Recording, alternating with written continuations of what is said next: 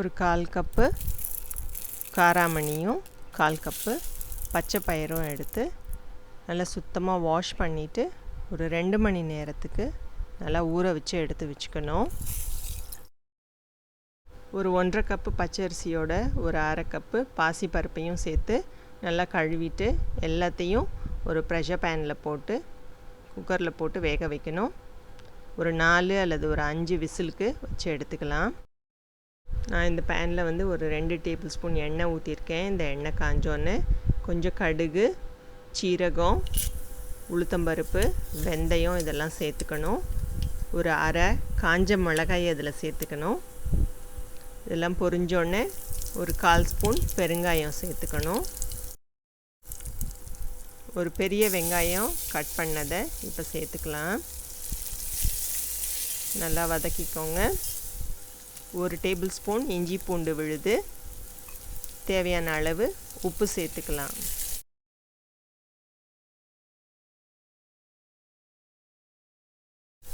ஒரு தக்காளி கட் பண்ணதை சேர்த்துக்கணும். ஒரு 1/4 ஸ்பூன் மஞ்சத்தூள் போட்டு மிக்ஸ் பண்ணிக்கோங்க. கொஞ்சம் கருவேப்பிலை, ஒரு கப்பு கேரட்டு, ஒரு கப் கத்திரிக்காய், ஒரு கப்பு உருளைக்கிழங்கு இது எல்லாத்தையும் கொஞ்சம் வதக்கிக்கலாம்.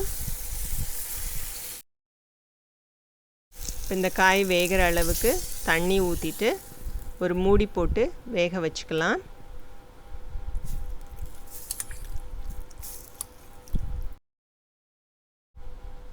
இப்போ காயெல்லாம் நல்லா வெந்துருச்சு. நம்ம இந்த சமயத்தில் ஒரு 2 டீஸ்பூன் சாம்பார் தூள் சேர்த்துக்கலாம். நல்லா மிக்ஸ் பண்ணி விட்டுருங்க.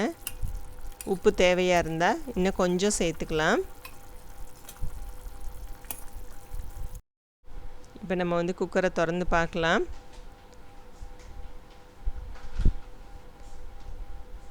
இப்போ பருப்பு, நம்மளோட காராமணி எல்லாம் சேர்ந்து நல்லா வெந்துருச்சு.